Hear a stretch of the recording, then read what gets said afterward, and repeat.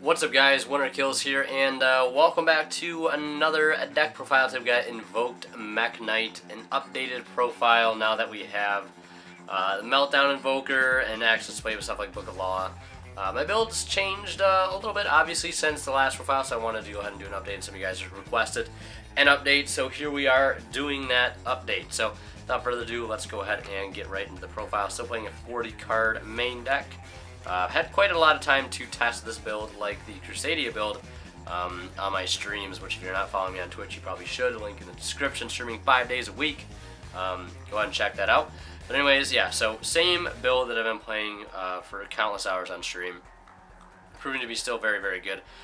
3 Purple Nightfall, I think this is one of the best ones. As soon as you get him going, obviously recurring to the field, getting you searches, the fact that he keeps coming back every standby phase just gives you a lot of resources and advantage, keeps you ahead. So that's why I play him at 3. 2 Blue Sky, you're usually going to search Blue Sky with Nightfall, depending on what else you have in your hand. Then I played 2 Indigo Eclipse. I just like the versatility of this guy. Just because you can move zones, plays well with cards like you know, the Trap card, World Legacy Secrets, Mekk Knight Morningstar, you know, dodging destruction from battle, things like that. Very versatile, good stats, and I like playing him at 2.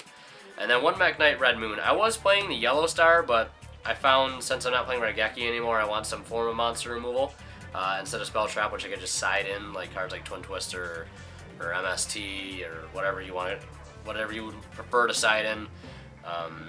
I would just rather have this in the main instead of the Yellow Star, so that's why I'm not playing him anymore. But that's it for the Mekk Knights, just a small Mekk Knight package. Then 3 Alistair. Of course, still got to play the triple Alistair. Cards the Nuts, which had some secret rare ones, but luckily the super rare ones do the same thing. And we'll move on here. We got some hand traps, 3 Ash Blossom. Still haven't gotten my hands on any super rares yet, so I've got these sick proxies. 3 Ash, and then I play 3 Valor.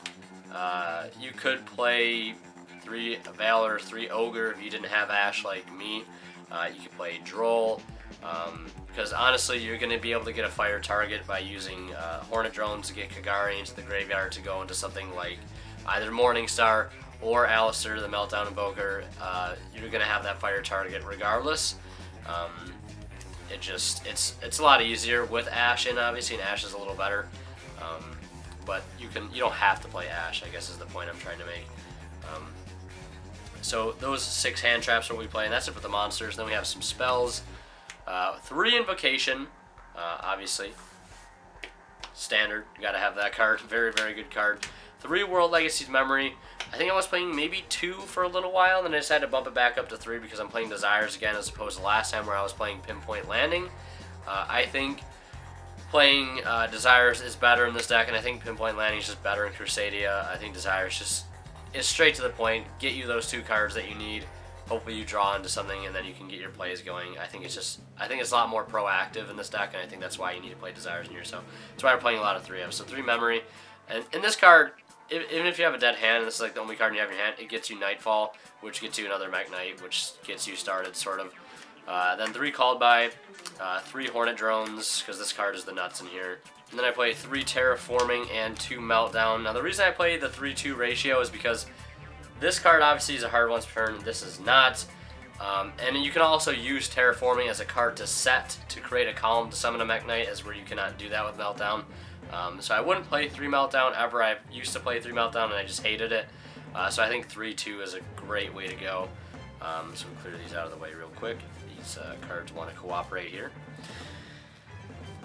And next we have Double Desires, like I mentioned. We are playing Desires, so Double Desires, would rather not play 3. 1 Monster Reborn, 1 Book of the Law. Basically, you contribute an Invoked Monster special summon 1 Invoked Monster from your extra deck with a different original attribute from that monster. The special summon is treated as a fusion monster. You can only use, you can only activate 1 the Book of the Law per turn. So it is a hard once per turn. Only want to play 1. You can just usually search this out to OTK. Still playing that 1 World Legacy Suck, just because you can search it with Morningstar to make some cool plays. And then One World Legacy Secret still. I love this card. It's so good with Magnite Indigo Eclipse.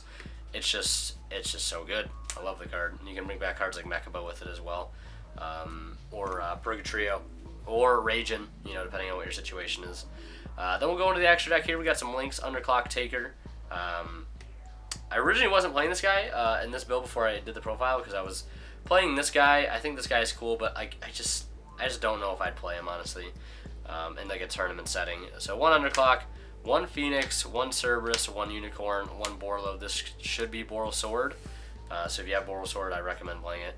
Then we have 1 Alistair the Invoker of Madness and 1 Mekk Knight of the Morning Star. So I used to play 2 Morning Star. Now I'm playing a 1-1 split because I find strictly based on what your hand is when you start, you know, making plays is going to determine which one of these you go into.